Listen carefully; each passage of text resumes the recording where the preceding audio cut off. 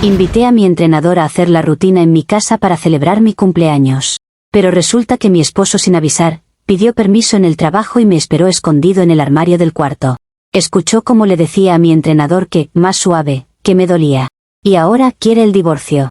No quiere entender que estábamos entrenando, únicamente porque estábamos sin ropa. Yo estaba en el piso de mi propia habitación, con una toalla a medias y la cara ardiéndome de vergüenza, mientras Jorge me gritaba que ya había hablado con un abogado. No era un grito de esos que se te olvidan al día siguiente, era ese tono helado donde sientes que alguien ya te borró del futuro. Rafa había salido casi corriendo, yo me quedé con el eco de la puerta y con el perfume de las velas mezclado con un silencio sucio. Y lo peor fue que Jorge no discutía, sentenciaba, como si ya tuviera el divorcio impreso en la garganta. Si te estás preguntando cómo rayos llegamos a ese momento, te juro que todo empezó como una celebración perfectamente normal. Yo me llamo Sabrina, antes de que alguien venga con su moral barata, necesito que entiendan algo de mi matrimonio con Jorge, mi esposo. Él siempre fue el tipo de hombre que cree que el cuerpo es un problema y que cualquier cosa que tenga piel es automáticamente pecado. Desde que lo conocí, en una reunión de amigos, ya traía esa vibra de señor de misa que se escandaliza con un escote y al mismo tiempo no deja de mirarlo. A mí eso me parecía hasta tierno al inicio, porque yo soy una mujer de energía alta, de libertad, de explorar, y él me hacía sentir como si yo fuera un huracán que lo despertaba. Me decía que yo lo sacaba de su rutina, que conmigo aprendía a soltarse, y yo lo tomé como un cumplido, como si yo fuera su terapia gratuita. En realidad, con el tiempo, entendí que su rigidez no era virtud, era control disfrazado. Al principio nuestra dinámica parecía equilibrada porque Jorge ponía estructura y yo ponía chispa, pero la estructura de él no era cariño, era sospecha. Si yo me arreglaba para salir con amigas, él preguntaba demasiado, y no preguntaba por interés, preguntaba como interrogatorio suave. Si yo me reía con alguien, él hacía ese chiste pasivo de, ya tienes fan, como si yo tuviera que pedirle permiso para existir. Y claro, cuando yo trataba de explicarle que no todo en la vida es sexo, él se hacía el ofendido y decía que yo lo hacía ver como un celoso, que él solo era precavido. ¿Precavido de qué? De que yo fuera humana. A mí me tocaba vivir bajándole el volumen a mí misma para que él no sintiera que el mundo lo estaba humillando. Con el tiempo, yo empecé a notar que Jorge sexualizaba cosas absurdas, y eso cansa porque te obliga a justificar hasta respirar. Un día me vio estirando después de entrenar y dijo una estupidez tipo, ¿qué haces moviéndote así? Como si mi pelvis fuera un delito. Otra vez, vio que yo me compré ropa deportiva nueva y lo primero que soltó fue que seguro era para que me miraran en el gimnasio. Yo le respondía con calma, porque yo soy una mujer que intenta comunicarse, pero por dentro se me acumulaba esa sensación de vivir con un policía emocional. Y cada vez que yo intentaba ser más libre, él se ponía más tenso, como si mi libertad fuera una provocación personal. Se volvió un círculo donde yo terminaba sintiendo que tenía que elegir entre mi paz o su comodidad. En medio de todo eso apareció Rafa, mi entrenador, y no me vengan con la película fácil todavía. Rafa era simplemente alguien que me devolvió el entusiasmo por mi cuerpo sin meterle vergüenza a todo. Yo lo conocí en el gimnasio, porque yo sí invierto en mí misma, en mi salud, en mi energía, en verme y sentirme bien, y Rafa era de esos entrenadores que te explican el músculo como si fuera ciencia y no como si fuera pecado. Él me hablaba de movilidad, respiración, fascia, postura, y yo sentí por primera vez en años que alguien me veía como un cuerpo funcional, no como un objeto sospechoso. Jorge al inicio decía que qué bueno que yo entrenara, hasta que se enteró de que mi entrenador era hombre y de inmediato se le prendió el radar de paranoia. No era que le preocupara mi bienestar, le preocupaba su ego. Cuando se acercaba mi cumpleaños, yo quería hacer algo distinto porque yo detesto esas celebraciones tristes donde te dan un pastel y luego se van a dormir. Yo quería un ritual de renovación, una experiencia, algo simbólico, algo que me recordara que sigo viva y que mi cuerpo no es una cárcel. Rafa me había mencionado una vez una idea de naturismo fitness, como una técnica de conectar con el músculo sin la restricción de la ropa, y a mí me sonó hasta europeo, sofisticado, mentalidad abierta.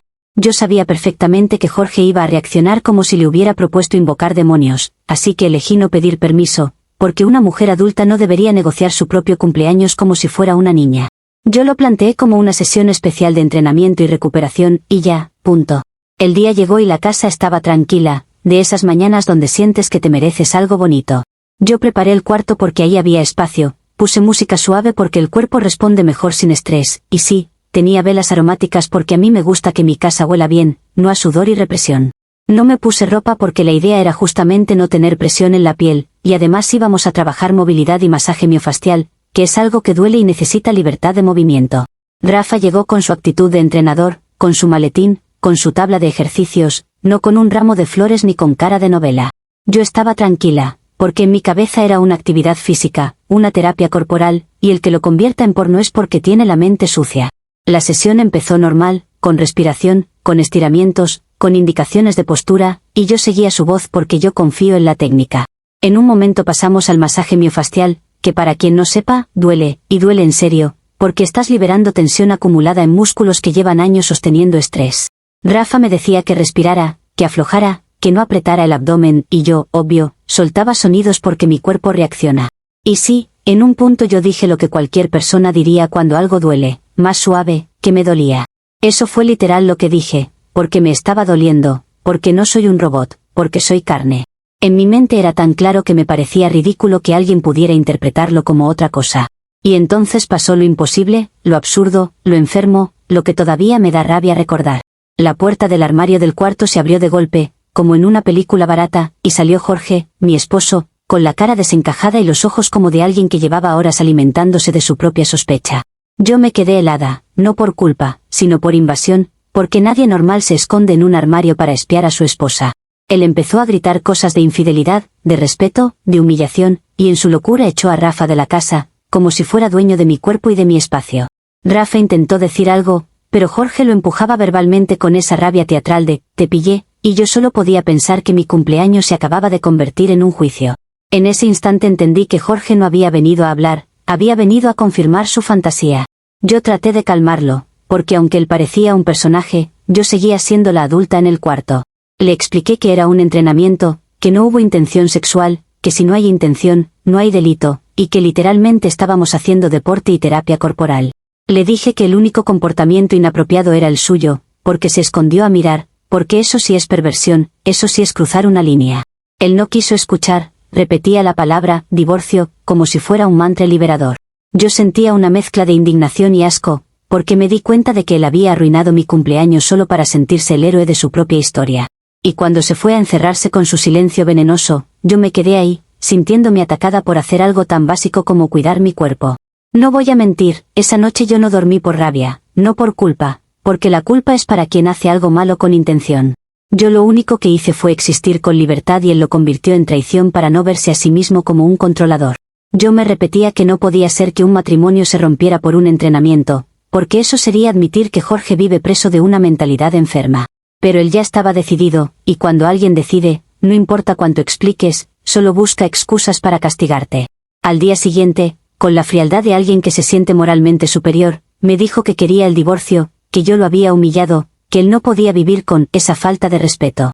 Yo le dije que el respeto no es esconderse en un armario, que el respeto es confiar, y él me miró como si yo fuera un monstruo.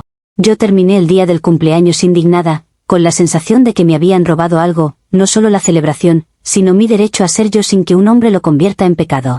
Y así fue como empezó este circo, con Jorge saliendo del armario como un psicópata, echando a Rafa y decretando divorcio, y yo teniendo que defender lo obvio, que entrenar es entrenar, aunque tu esposo tenga la mente sucia y el ego frágil. Comentarios de la historia principal. Usuario Anónimo 1 dice, ¿en serio esperabas que alguien creyera que dos adultos desnudos, con velas aromáticas y música suave en un cuarto, estaban haciendo deporte europeo? Y encima te indignas porque tu esposo se escondió en el armario, como si eso fuera peor que invitar al entrenador a tu casa sin avisarle. Lo único, miofacial, aquí es el cuento que te inventaste para no admitir lo obvio. Respuesta de la OP, obvio que ibas a decir eso, porque ustedes ven una vela y ya se les activa la mente de caverna. Las velas son para el ambiente, para la respiración, para que el cuerpo no esté en estrés, no para tus fantasías. Jorge se escondió como un enfermo, y el enfermo es él, punto, porque una persona sana no espía a su pareja desde un armario. Yo no tengo que pedir permiso para entrenar en mi propia casa, y si a él le arde la libertad, que se revise por qué le incomoda tanto. Usuario Anónimo 2 dice, lo mejor es que tú dices que Jorge sexualiza todo, pero tú misma montaste el escenario más cliché posible y luego te haces la inocente porque dijiste, más suave, que me dolía. Si esto era tan profesional, ¿por qué no era en el gimnasio? ¿Por qué a puerta cerrada en tu cuarto? Tu esposo es raro por esconderse, sí, pero tú eres un manual de manipulación con perfume. Respuesta de la OP, ay, claro, porque ahora resulta que mi dormitorio es una zona prohibida para estirar, como si mi casa fuera un tribunal y ustedes los jueces. En el gimnasio hay gente, hay ruido, hay distracciones, y yo quería una sesión privada por mi cumpleaños, porque me lo merezco. Y no es manipulación, es explicación, pero entiendo que a personas que nunca han trabajado su cuerpo les parece imposible que un masaje duela y que una mujer grite por dolor sin que ustedes lo conviertan en morbo. Si Jorge fuera un hombre seguro, hoy estaríamos riéndonos de esto, pero prefiere hacerse la víctima y castigarme. Actualización 1. Han pasado 3 días desde la última actualización, y lo primero que aprendí es que Jorge, cuando se siente herido en su orgullo, se vuelve cruel con precisión. No me llamó para hablar, no quiso terapia, no quiso ni siquiera una conversación humana, simplemente desapareció como si yo fuera una enfermedad. Me enteré por un mensaje frío de que se había ido a un hotel, como si él fuera la víctima de una catástrofe y yo el desastre. Y lo más bajo fue que, además de irse, decidió castigarme económicamente, porque el control siempre necesita herramientas. Yo desperté y mis tarjetas estaban bloqueadas, como si yo fuera una adolescente castigada por salir tarde. Al inicio pensé que era un error del banco, porque mi mente todavía quería creer que Jorge era racional. Llamé, revisé aplicaciones, reinicié, hice lo típico, hasta que me cayó la realidad. Esto fue una decisión. Sentí una mezcla de furia y humillación, porque una cosa es que alguien esté molesto y otra es que intente dejarte sin acceso a tu propio dinero como forma de dominación. Yo me repetía que él estaba actuando como un niño que se lleva la pelota cuando pierde. Me dio un ataque de nervios, sí, pero no de culpa, de indignación, porque no se puede negociar con alguien que cree que el matrimonio es un contrato donde él administra tu oxígeno. Y mientras yo intentaba mantenerme calmada, me acordé de algo que me explotó el pecho. Yo le debía sesiones adelantadas a Rafa.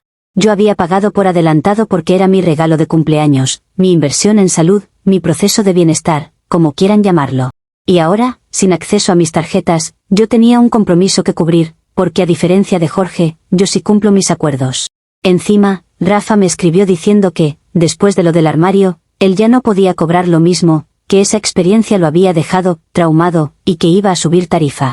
Me pareció una exageración melodramática, pero tampoco podía ignorarlo, porque yo no iba a quedarme como la que no paga. Sentí que Jorge había logrado lo que quería, meterme en un caos donde yo quedara como irresponsable. Y yo no podía permitirlo, porque mi imagen, aunque ustedes se burlen, a mí me importa. Intenté llamarlo, le mandé mensajes, le dije que esto era una locura, que bloquear tarjetas es violencia económica, que no se hace, pero él no respondió. Ese silencio fue un insulto en cámara lenta, como si me dijera que yo no merecía ni una frase. Y en mi cabeza se encendió algo muy claro: si él quería hacerme quedar como una infiel y una loca, yo tenía que darle la vuelta y exponerlo como lo que es. Porque si Jorge iba a contar su versión, iba a quedar como el esposo traicionado y yo como la villana, y sinceramente, yo no iba a ser el chivo expiatorio de su paranoia. Yo estaba demasiado enojada como para ser estratégica, pero a veces la rabia da creatividad. Me vestí con ropa deportiva muy ajustada, sí, pero vestida, porque yo no soy idiota, y decidí ir al trabajo de Jorge. Llegué al edificio con esa energía de, me van a escuchar, porque hay cosas que solo se arreglan cuando se exponen. Subí, pedí verlo, y cuando lo vi salir con cara de piedra, sentí una ola de adrenalina, como si mi cuerpo dijera, por fin. Empecé a decir en voz alta, para que sus compañeros escucharan, que él era un voyeur, que se escondió en un armario para mirar a su esposa entrenando, que me bloqueó el acceso a dinero por hacer deporte, que estaba castigándome como si yo fuera su propiedad. Yo esperaba que la gente se escandalizara con él, que lo miraran raro, que entendieran que su comportamiento es enfermizo. Pero lo que pasó fue otra cosa, y fue peor, porque la humillación social es un animal impredecible. Los compañeros de Jorge no se rieron de él, se rieron de mí, y yo lo sentí como un golpe seco. No porque ellos fueran importantes, sino porque de pronto yo era el espectáculo, la esposa histérica en ropa deportiva en un edificio corporativo. Jorge, en lugar de ponerse nervioso o pedir que me calmara, hizo algo que me dio una rabia casi física. Sacó su celular con calma y mostró una foto. Yo ni sabía que existía esa foto, y cuando vi las caras de la gente, entendí que era algo malo para mi narrativa. La foto, según él, la tomó desde el armario, y ahí se veía que el entrenamiento tenía velas aromáticas y vino. Vino, sí, porque yo tenía una copa para relajarme, porque era mi cumpleaños, porque no era un crimen, pero en esa foto se veía como un cliché perfecto para destruirme. Yo traté de explicar que el vino era simbólico, que era un detalle, que no cambia, que era una sesión corporal, pero la risa ya estaba instalada. La gente no quiere matices, quiere memes, y yo era el meme del día. Jorge se quedó ahí, con esa cara de, yo solo muestro la verdad, cuando en realidad estaba editando la realidad con una foto desde un escondite. Yo sentí que me faltaba el aire, pero me mantuve de pie, porque caer ahí era darle la victoria completa. Y entonces apareció seguridad, porque claro, alguien llamó, y me pidieron que me retirara. Me sacaron como si yo fuera una amenaza, cuando la amenaza era él con su obsesión de filmarme desde un armario. Bajé al lobby con el corazón acelerado, sintiendo que me habían arrancado la dignidad a carcajadas. Me subí a un taxi y ahí sí lloré, pero no por arrepentimiento, por impotencia, porque odio que me reduzcan a una caricatura. En mi cabeza, yo había ido a desenmascarar a un hombre controlador, y terminé siendo la loca del edificio. Cuando llegué a casa, me encontré con un mensaje de Rafa insistiendo en el pago, y yo sentí que el universo me estaba empujando con el pie. Intenté buscar efectivo, intenté soluciones, y lo único que tenía era un orgullo roto y una sensación de que Jorge estaba ganando en todos los frentes. Esa noche me quedé caminando por la casa como si fuera ajena, mirando el armario del cuarto como si me hubiera traicionado. No podía creer que un mueble se hubiera convertido en evidencia. Yo pensaba en cómo Jorge había planeado todo para humillarme, y cada vez que intentaba ver mi parte, me daba rabia, porque mi parte fue confiar en que mi esposo era un adulto. Al final, me mandó un mensaje corto diciendo que no me iba a dar acceso a nada hasta que arregláramos esto, como si él fuera juez y yo la acusada. Y yo supe que la guerra ya no era por el entrenamiento, era por quien queda como víctima. Me fui a dormir con una amenaza flotando en el aire, que él iba a usar todo para destruir mi versión, y yo todavía no tenía una jugada para detenerlo. Comentarios de la actualización 1. Usuario anónimo 1 dice: tu plan maestro fue ir al trabajo de tu esposo en licra apretada a gritar que es voyeur, y te sorprende que te sacaran con seguridad. Encima, él tenía una foto desde el armario donde se ven velas y vino, o sea, el combo perfecto para que nadie te crea lo de solo entrenábamos. No te humilló Jorge, te humillaste tú solita con un berrinche público. Respuesta de la OP: claro, porque según tú, una mujer debe quedarse callada mientras un hombre la castiga y la bloquea económicamente, ¿no? Yo fui porque él se estaba saliendo con la suya en silencio, porque el silencio lo beneficia a él, no a mí. Y lo de la licra es ridículo, es ropa deportiva, se supone que es para entrenar, pero ustedes sexualizan hasta una camiseta. Si me sacó seguridad fue porque él tiene influencia en su trabajo y porque le convenía hacerme ver como loca, es su estrategia, y ustedes se la tragan encantados. Usuario anónimo 2 dice: me da risa que tú llames violencia económica a que te bloqueen las tarjetas cuando tú misma admites que le debes dinero a tu entrenador y no tienes cómo pagarle. O sea, ni organizada ni transparente, solo drama. Y lo mejor, te indignas de que Jorge tomara una foto desde el armario, pero tú montaste una sesión desnuda con vino, velas y masaje en tu cuarto. No es paranoia si tenías el set armado. Respuesta de la OP: no tengo que darte mi estado de cuenta para que entiendas lo básico. Si estamos casados, no se bloquea el acceso como castigo, eso es control y punto. Y yo sí tenía cómo pagar, lo que pasa es que él lo bloqueó precisamente para arrinconarme, para que yo quedara como la irresponsable, y mira qué conveniente que tú repitas esa narrativa. Lo de las velas y el vino no prueba nada, prueba que mi casa es agradable, no una prisión fluorescente como les gusta a los reprimidos. Si Jorge necesitaba esconderse a espiar para confirmar, es porque su problema no era lo que pasaba, era lo que quería creer. Actualización 2. Ha pasado una semana desde la última actualización, y yo no sé si alguien que no ha vivido con un hombre paranoico entiende lo agotador que es levantarte cada día sintiendo que cualquier cosa que hagas va a ser usada como prueba en tu contra. Jorge seguía en ese hotel como si estuviera refugiado de una guerra, y yo seguía en la casa, que se suponía que era nuestro hogar, pero se sentía como un escenario esperando al siguiente escándalo. Mis tarjetas seguían bloqueadas y yo ya no estaba en modo diálogo, yo estaba en modo supervivencia de reputación, porque él estaba construyendo su narrativa de pobre esposo traicionado, y yo estaba quedando como la caricatura sensual que hace cosas raras con entrenadores. Y lo que más me enfurecía es que él no estaba ganando por tener la razón, estaba ganando por tener mejor timing, por saber exactamente cuándo mostrar una foto y cuándo callarse para que los demás llenen el silencio con morbo. Yo me repetía que si yo lograba demostrar que esto era una disciplina real, no un juego sexual, él se quedaría sin piso. En esos días me obsesioné con una idea: si la gente veía algo como normal, deja de escandalizarse, y si deja de escandalizarse, Jorge se queda como el raro. Yo no iba a permitir que mi matrimonio terminara por la imaginación sucia de un hombre y por la risa fácil de sus compañeros. Entonces pensé en lo más lógico dentro de mi lógica: normalizarlo a la fuerza. Si otras mujeres lo hacían, si otras esposas participaban, si se convertía en una actividad social, Jorge tendría que tragarse su discurso o admitir abiertamente que el problema era su inseguridad. Yo necesitaba que el mundo se alineara con mi versión, aunque sea por cansancio. Y como yo soy de las que actúan cuando sienten injusticia, decidí organizar una clase maestra de fitness nudista en el jardín de la casa. La casa seguía siendo compartida, porque aunque Jorge estaba en su hotel, la propiedad seguía siendo un territorio en disputa, y eso en mi cabeza me daba derecho a usarla como yo quisiera. Preparé el jardín como si fuera un evento serio, porque la seriedad es una energía, y yo necesitaba que se sintiera como algo profesional. Puse toallas limpias, botellas de agua, música suave, y me rehusé a pensar en cómo se vería desde afuera, porque si yo empezaba a vivir en función del «¿qué dirán?», entonces Jorge ya me había domesticado. Hice una lista mental de esposas de amigos de Jorge, mujeres que siempre me parecieron medio apagadas, medio obedientes, y pensé que esto incluso podía ser un regalo para ellas, una puerta a soltarse. Les mandé invitaciones como si fuera algo elegante, tipo, clase privada, conexión corporal, liberación de tensiones. Y claro, dejé claro que la idea era sin ropa, porque si lo suavizaba, se volvía trampa, y yo quería que fuera puro, auténtico, valiente.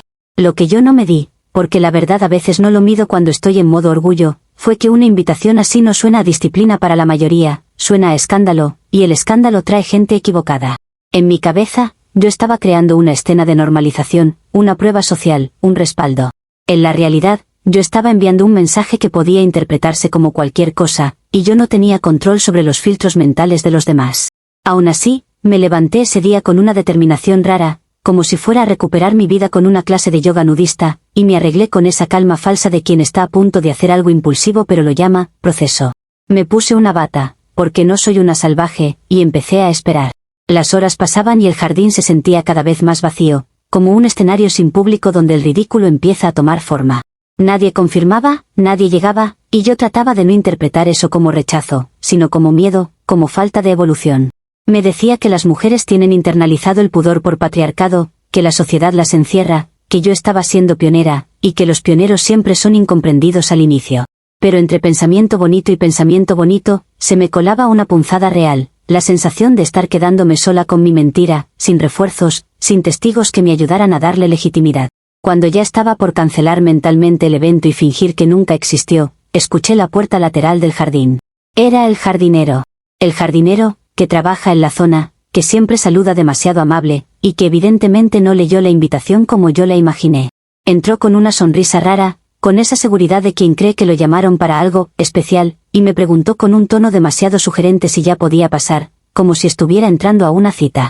Yo sentí un frío en el estómago, porque de pronto vi mi plan desde afuera y me dio vergüenza, pero la vergüenza no es mi emoción favorita, así que lo que me salió fue indignación. Le dije que estaba confundido, que esto era fitness, que era una clase, que él no estaba invitado, y él se rió como si yo estuviera jugando a decir que no. Esa risa me irritó tanto que mi voz se puso más alta, y ahí fue cuando me di cuenta de que había creado un riesgo real, que un desconocido interpretara mi casa como un espacio de invitaciones sexuales. Yo intenté manejarlo con autoridad, porque si yo me mostraba insegura, él iba a seguir cruzando líneas, así que le pedí que se fuera del jardín. Él se hizo el ofendido y soltó comentarios asquerosos, y yo sentí una mezcla de asco y rabia, porque por culpa de Jorge yo estaba viviendo una semana donde hasta el jardinero se sentía con derecho a imaginar cosas sobre mí. Yo estaba a punto de entrar a la casa para llamar a alguien, cuando escuché una segunda llegada, pero esta no era suave, esta era pesada, formal, con esa energía de, aquí se viene a documentar. Jorge entró al jardín con su abogado. Jorge venía vestido como si fuera a una audiencia, con esa cara de superioridad calmada, como si yo fuera una niña haciendo un berrinche y él el adulto que viene a poner orden. El abogado traía carpeta, teléfono, mirada de escaneo, y yo entendí al instante que no habían venido a conversar. Venían a registrar, a convertir mi vida en evidencia. Jorge no se sorprendió de verme ahí con el jardinero, y eso me dio un escalofrío, porque sentí que el universo lo estaba acomodando todo para su show. Él dijo, con una calma casi cruel, que venían a documentar conducta impropia en el hogar conyugal, y yo sentí que mi garganta se cerraba de la rabia.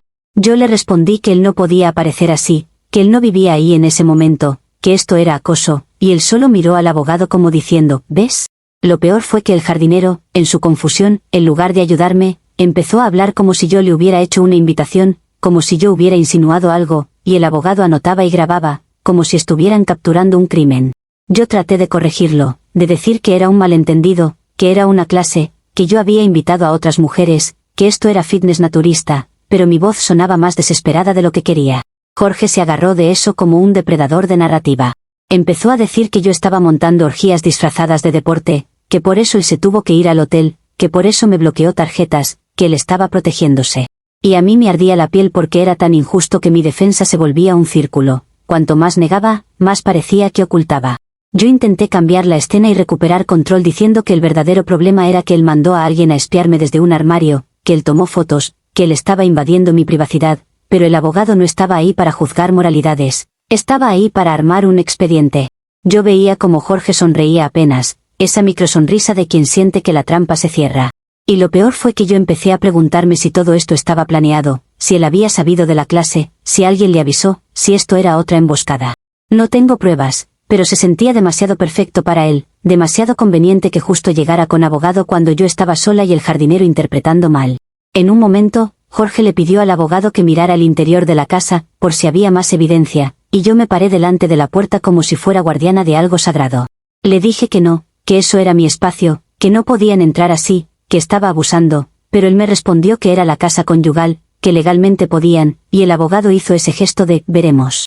Yo sentí una presión en el pecho, no de miedo, de furia, porque me estaban arrinconando con tecnicismos.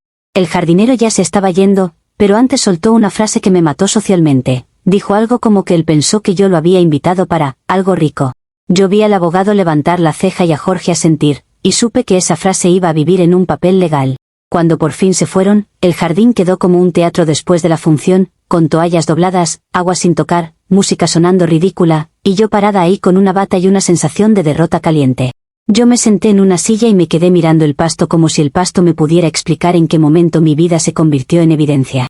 No me arrepentí de intentar normalizarlo, porque yo sigo creyendo que el problema es la mente sucia de otros, pero sí me di cuenta de algo, yo estaba perdiendo la batalla del relato.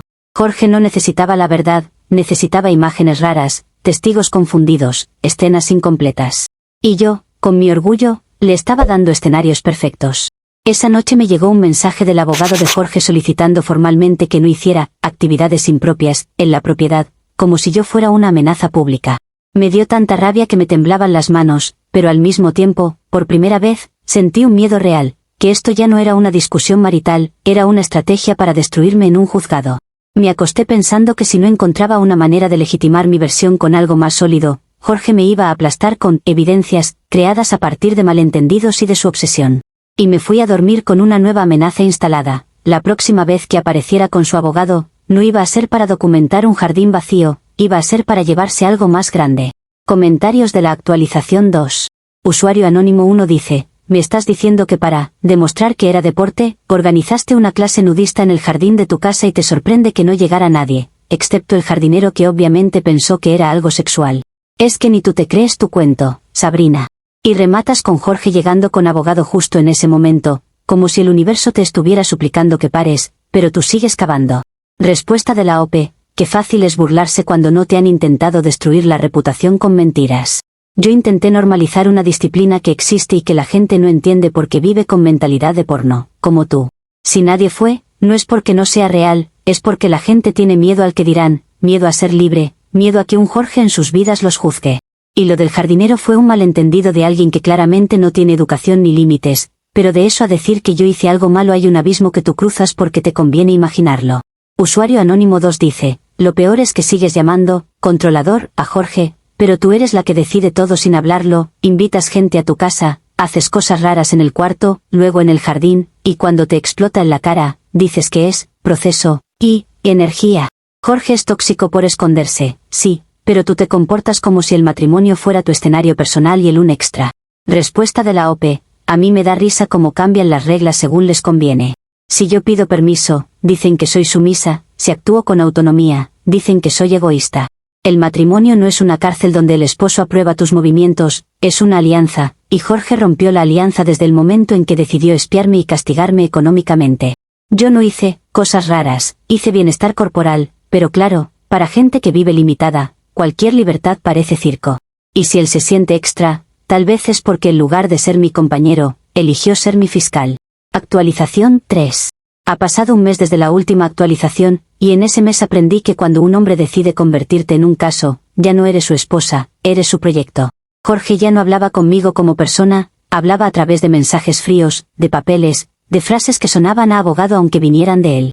Yo seguía en la casa, pero ya no se sentía como casa, se sentía como una sala de espera donde todo lo que haces puede ser interpretado como conducta impropia. Yo estaba acorralada, sí, pero no porque yo hubiera hecho algo moralmente malo, sino porque Jorge estaba construyendo una historia donde cualquier detalle era combustible. Y yo, por orgullo, por no querer quedar como la loca, seguía intentando sostener mi versión como si la realidad tuviera que obedecerme. El problema es que la realidad no obedece a nadie, y menos cuando hay alguien empujándola para que caigas. Jorge presentó pruebas contundentes, y yo no voy a fingir que no me impactó ver mi vida convertida en carpetas. Fotos desde el armario, registros de mensajes, la escena del jardín, todo ordenado como si yo fuera una criminal doméstica. Él hablaba de infidelidad, de humillación, de falta de respeto, y lo decía con esa calma de quien disfruta verse como víctima. Yo intenté defenderme con lógica, con intención, con la idea de que entrenar no es engañar, pero en un proceso de divorcio la lógica emocional no importa tanto como el impacto visual. La gente no escucha matices, la gente ve una foto con velas y vino y decide que ya entendió todo. Yo me sentía como si estuviera gritando bajo el agua mientras todos afuera decían que yo estaba haciendo burbujas por placer. En ese punto, mi prioridad cambió. Ya no era salvar el matrimonio, porque Jorge ya lo había enterrado, era salvar mi imagen y mi dignidad en el relato. Yo me repetía que si yo lograba que alguien con autoridad respaldara que lo mío era una disciplina, algo certificado, algo serio, el juez o quien fuera tendría que ver que Jorge estaba exagerando por celos. Y ahí fue cuando me enfoqué en Rafa. Rafa era el único que podía afirmar desde dentro que lo del cuarto era entrenamiento, que lo del dolor era masaje miofacial, que no había intención sexual. Yo necesitaba que Rafa testificara, que dijera que era terapia certificada, que hablara con palabras técnicas para que el morbo se quedara sin oxígeno. Yo contacté a Rafa con esa mezcla de urgencia y confianza que solo tienes cuando no te queda otra opción. Le dije que esto se había salido de control, que Jorge estaba usando todo como arma, que yo necesitaba que él confirmara la versión profesional.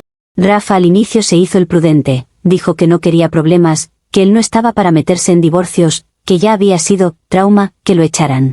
Yo lo entendí, pero también sentí rabia, porque yo le había pagado, yo había confiado, y ahora él quería lavarse las manos como si no hubiera sido parte del evento.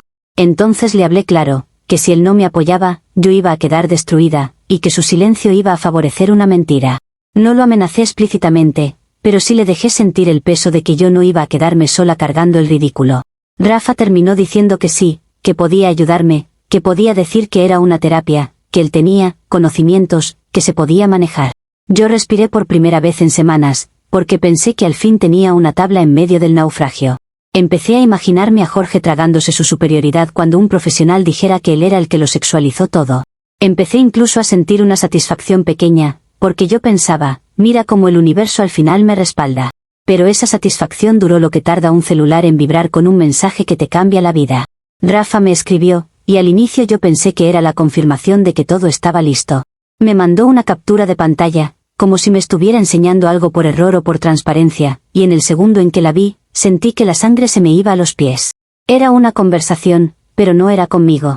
Era una conversación de Rafa con Jorge. Mi primera reacción fue pensar que era un montaje, una manipulación, una trampa más, porque mi cerebro no quería aceptar lo que mis ojos estaban viendo. En esa captura se veía a Jorge hablando con Rafa desde hace meses, no desde lo del armario, desde antes.